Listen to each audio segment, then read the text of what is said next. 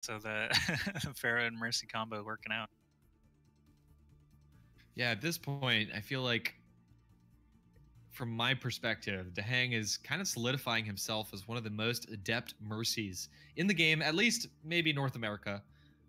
Always just seems to have so many revives up. And, you know, a lot of people complained, 15 meters is not super big. Mercy used to be able to revive people 40 meters away. Basically, if you were on the right side of the map in the general direction of your team, you could revive them once they died.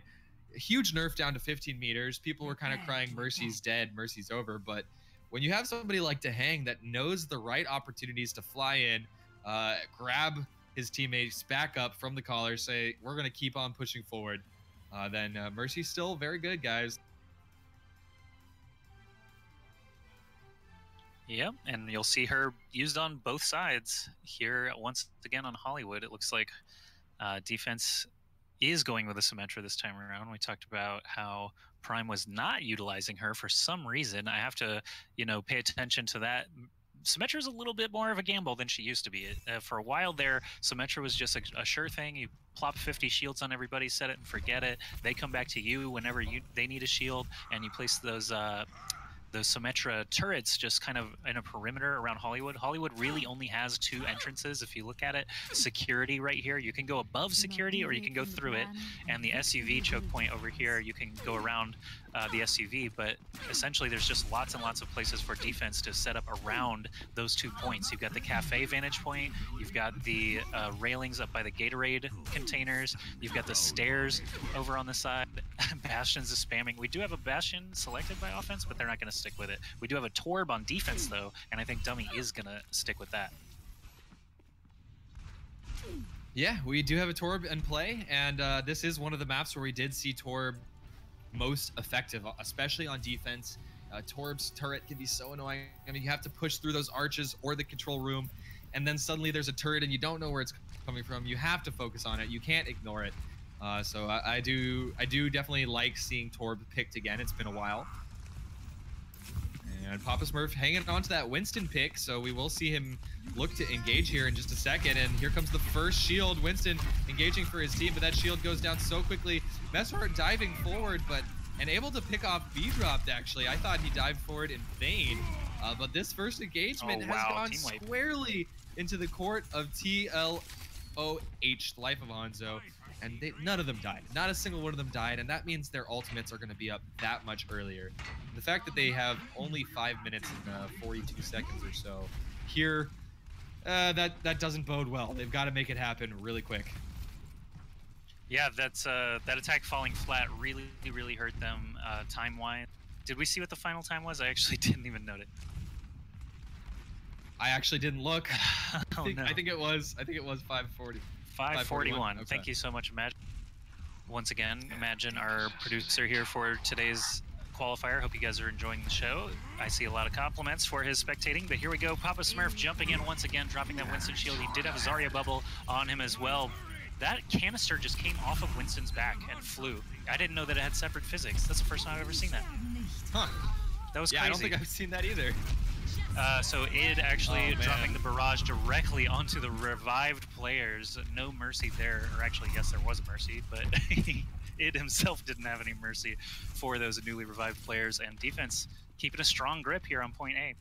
Symmetra does have a teleporter out. It is behind the cafe, so they will have the ability to run back into the fight very quickly if they do die.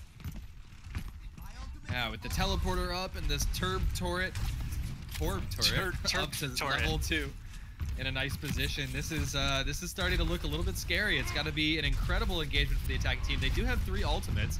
Spo might be able to engage for his team. Of course, the Lucio ult so important for pushing in, especially when you're facing such a high amount of damage dealers right up on the objective. You need that extra 500 health to push in. So Spo, I'm sure, will be the cue.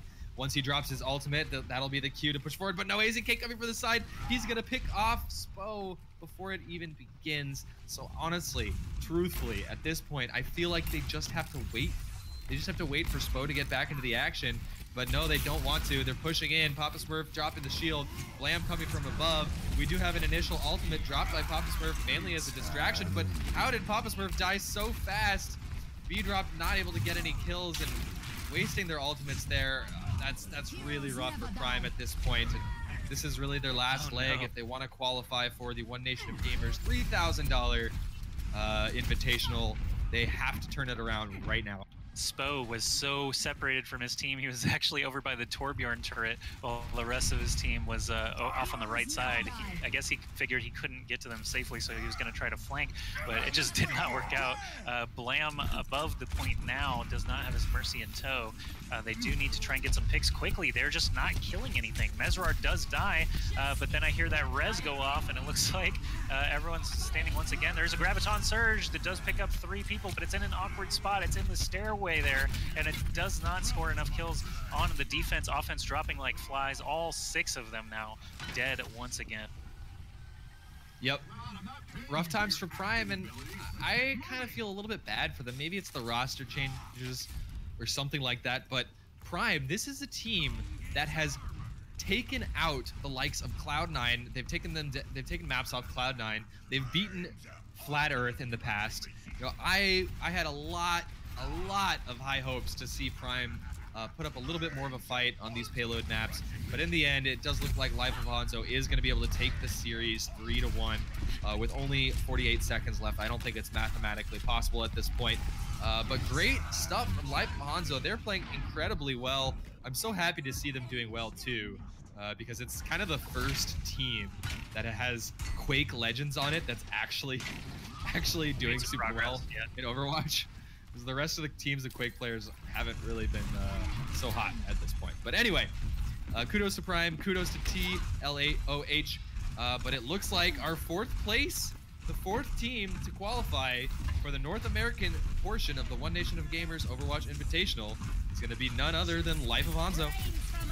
Congratulations to Life of Hanzo. Thanks again to Prime for playing in the tournament. We appreciate your interest, and we appreciate you guys showing up today to definitely give your best shot. Life of Hanzo showing that they have just complete dominance on these payload maps. Nepal was a great game there for Prime to show that they are not just a flash in the pan. They are also a contender. They just couldn't make it happen on the payload maps today. Ooh, Tor play the game. And he's teaming up with his turret. That's not even fair. Okay. 3 limbs. Okay, it's one of these. One of these.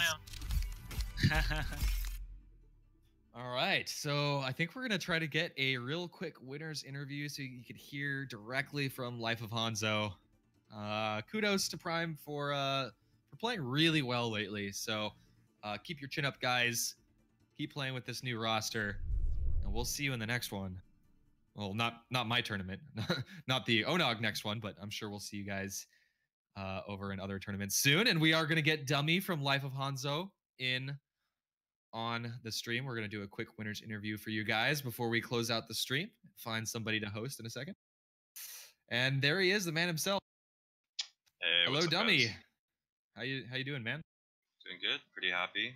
A little bit questionable on the Koth map, but I think we showed we were really prepared on the payload maps. Yeah, so let's talk a little bit about that best of 5. The payload, each of the payload maps did look fairly one-sided. What were your expectations going into this match? You know, on a personal level, I thought it was going to be super, super close. You guys ended up having pretty big edge on the payload maps. What were your expectations, and how'd you feel the match went? I'm pretty happy with how the match went for sure. I do think that we are really confused on how to approach Koth right now with the new meta. I almost think we should still be using the Genji Tracer for support, or maybe just a variation of that. But we didn't really. A lot of teams don't really scrim Koth, unfortunately, so we don't have a lot of practice on it. We're super prepared on the payload maps just because we play like mix up C9 whatever. Like we have a lot of good practice on those maps.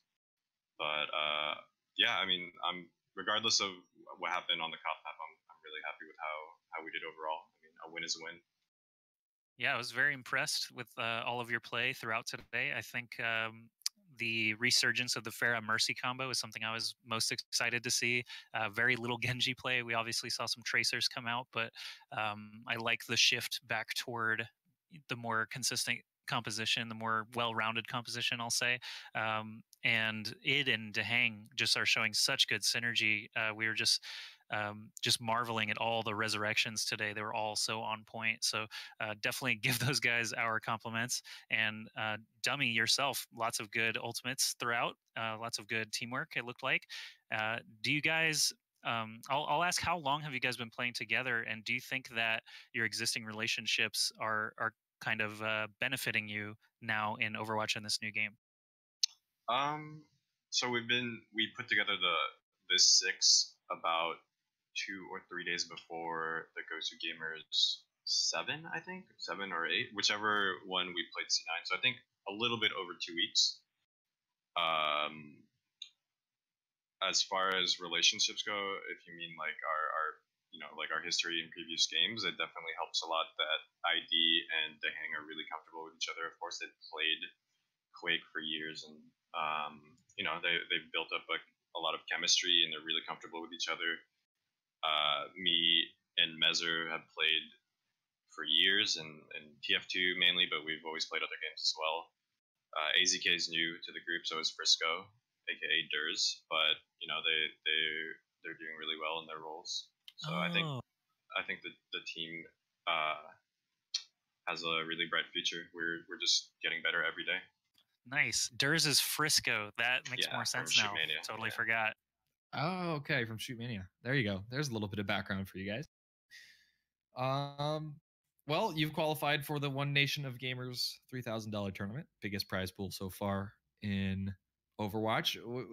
Obviously you guys are a bit of an underdog against the likes of Envious and Cloud9 and Luminosity and IDDQD and Reunited and all those amazing teams. Do you think that you're going to be able to put the try-hard pants on and take it farther in this tournament?